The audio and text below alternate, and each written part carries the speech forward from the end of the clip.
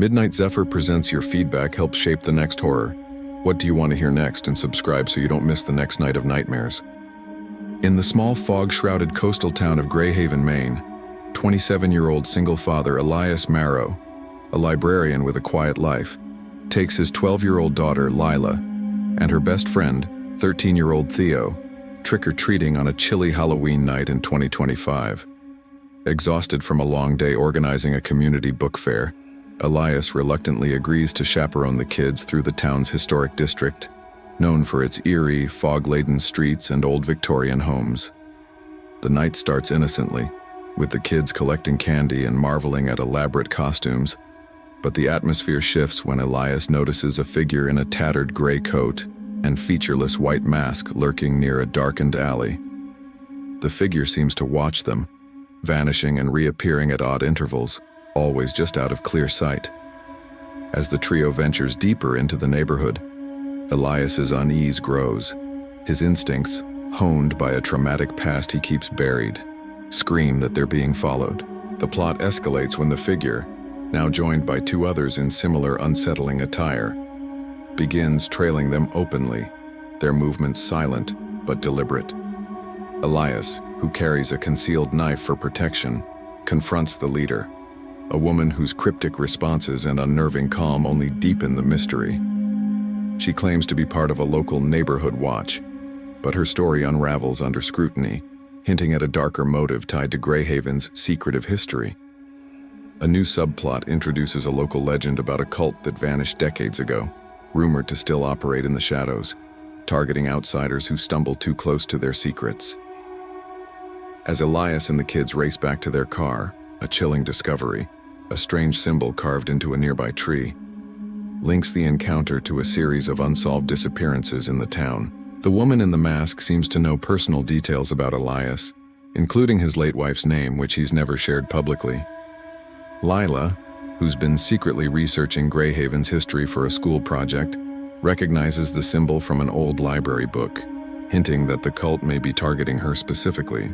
A final twist reveals that one of the trick-or-treaters they met earlier in the night is connected to the masked group, having planted a tracking device in Lila's candy bag. The fog rolled in thick over Greyhaven, Maine like a living thing, curling around the streetlights and swallowing the edges of the world. It was Halloween night, 2025, and Elias Marrow stood on the front porch of his modest two-bedroom home, rubbing his eyes. At 27, he felt older than he should. Years of single parenting and a job that demanded more heart than it paid had carved faint lines around his hazel eyes. His daughter, Lila, 12, bounced down the stairs, her witch costume glittering with sequins she'd sewn on herself. Her best friend, Theo, 13, trailed behind, dressed as a pirate, his plastic cutlass swinging wildly. "Dad, come on, we're gonna miss the good houses." Lila's voice was bright, cutting through the exhaustion that clung to Elias like damp wool. He'd spent the day at the Greyhaven Public Library, orchestrating a community book fair that had left him drained. Kids screaming over free bookmarks, parents haggling over used paperbacks. It was chaos, but the kind he loved. Still, the idea of trudging through the fog for hours while Lila and Theo hunted candy felt like a punishment. "You sure you two can't just hit up Mrs. Delaney next door and call it a night?" Elias teased, grabbing his jacket.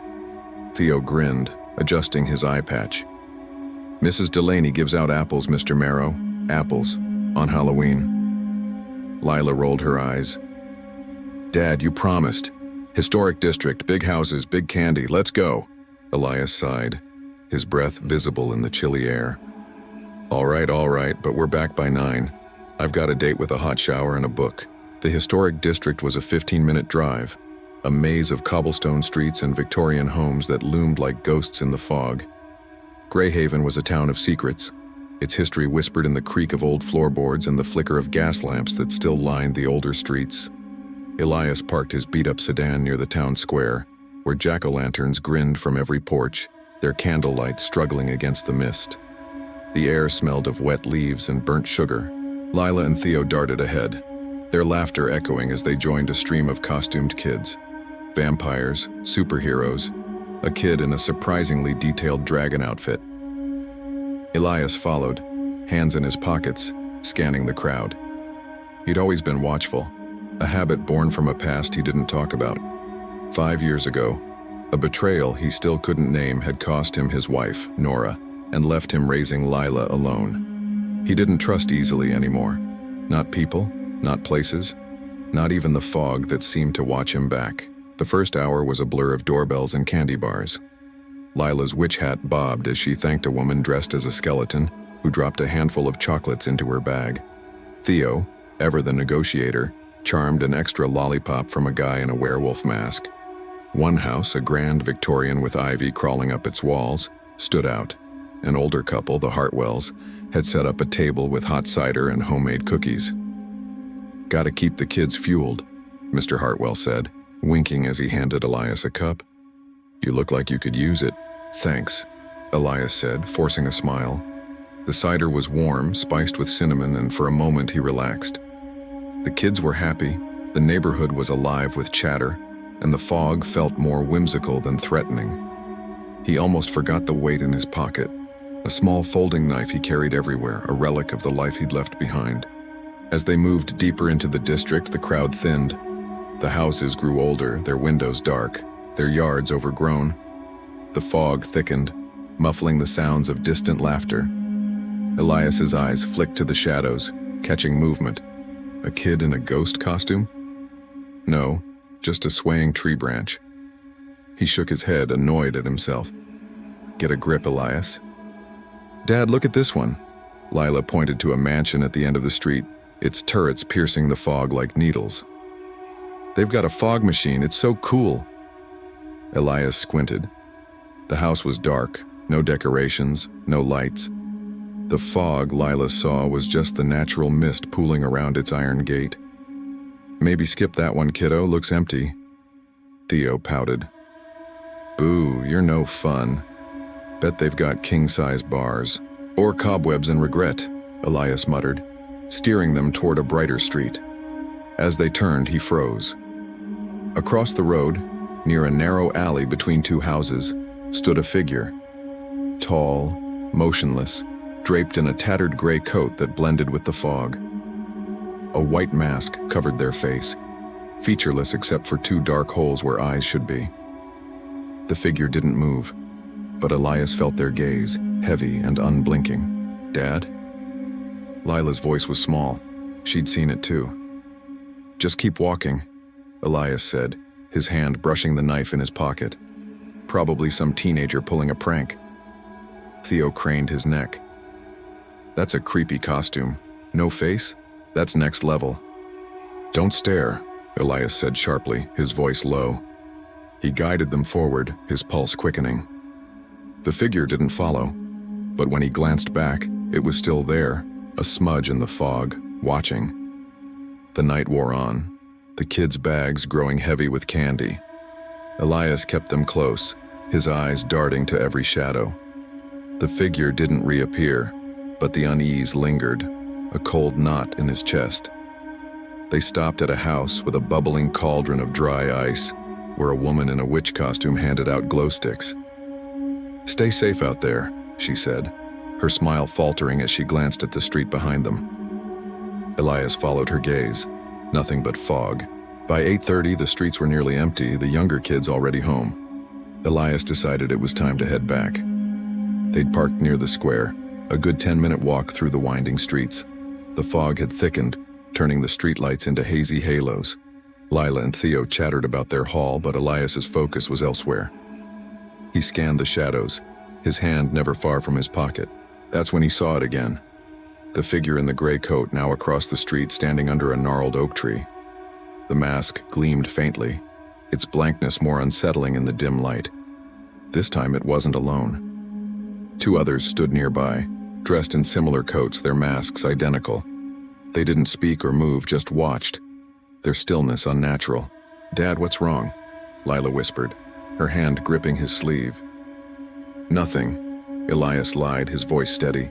"Just stay close. We're almost to the car."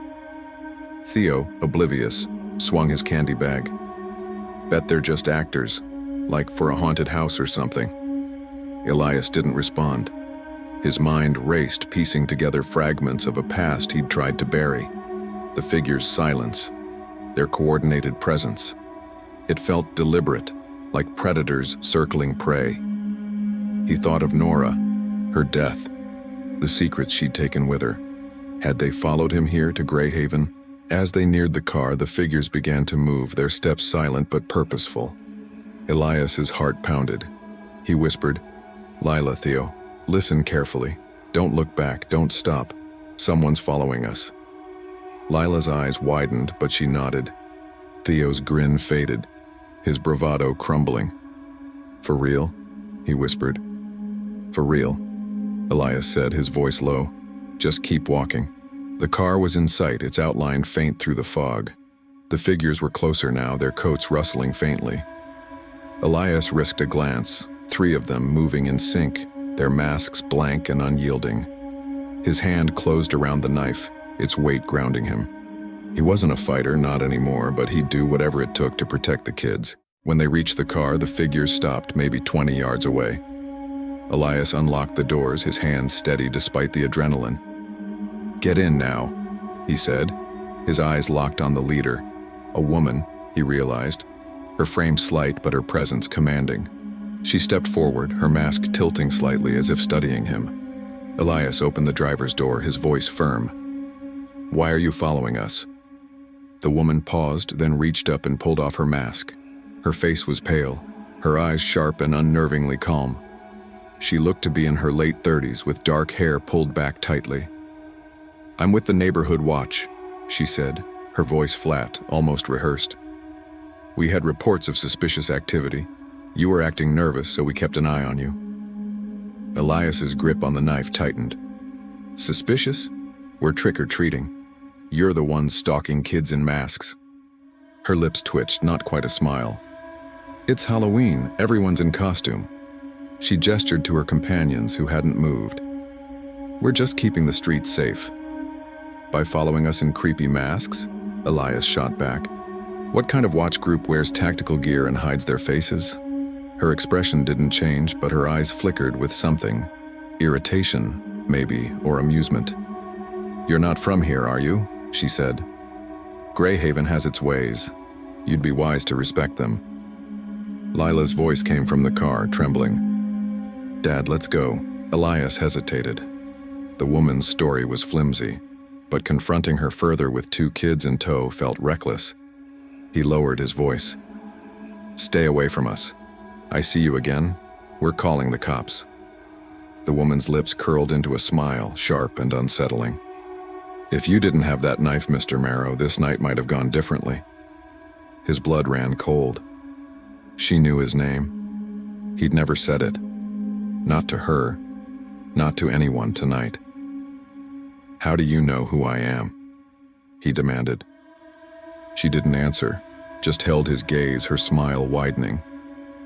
Behind her, the other figures stepped closer, their masks gleaming in the fog. Elias's instincts screamed to run. "Lila, Theo, buckle up," he said, sliding into the driver's seat. He started the car, his eyes never leaving the woman. As he pulled away, she raised a hand, not in a wave, but as if marking him. The drive home was silent, the kids' earlier excitement replaced by a tense quiet. Elias's mind churned. Who was she? How did she know his name? And what did she mean by differently? He glanced at Lila in the rearview mirror, her face pale, her candy bag clutched tightly. Theo stared out the window, his pirate hat askew.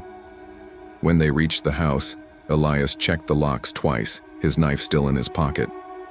He tucked Lila into bed, her witch costume discarded on the floor. "Dad," she whispered, "were those people bad?" "I don't know," he said honestly, "but you're safe now." Theo, crashing on the couch, was already half asleep, murmuring about weird Halloween vibes.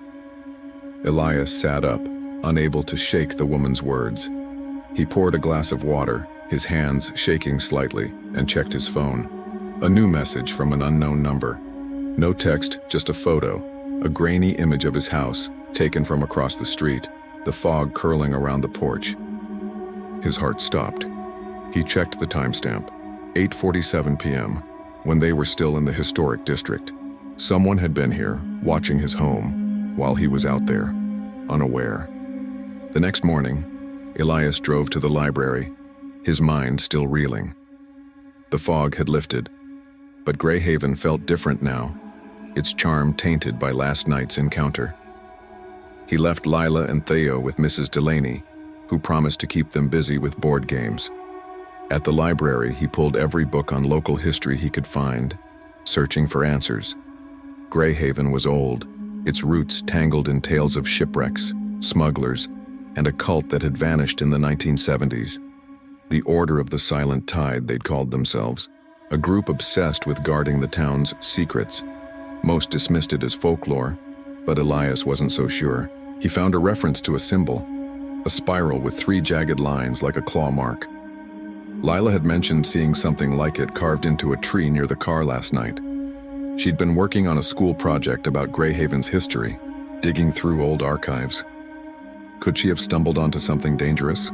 Elias's phone buzzed again. Another message, this time with text. "You shouldn't have come back, Elias."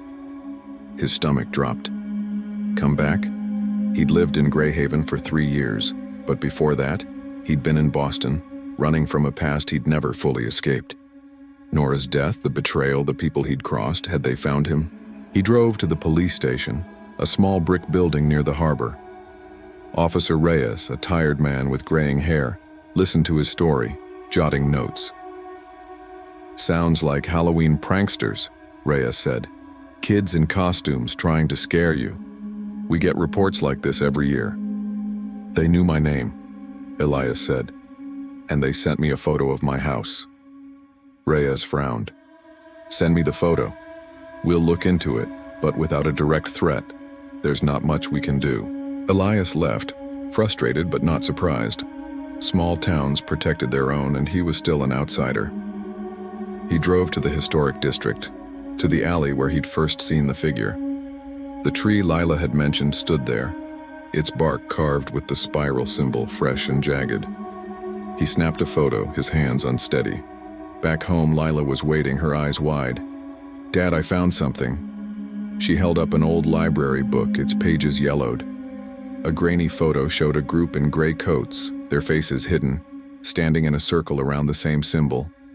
The caption read, "The Order of the Silent Tide, 1972, disbanded after unexplained disappearances." Elias's throat tightened. "Where did you get this?" "The library," Lila said. "I was researching for my project. Dad, that symbol, it's the same one from last night." Before he could respond, his phone buzzed again. Another photo, this time of Lila and Theo, taken last night as they walked through the fog. The message read, "They're not safe either." Elias's blood ran cold. He grabbed his knife, checked the locks, and pulled Lila close.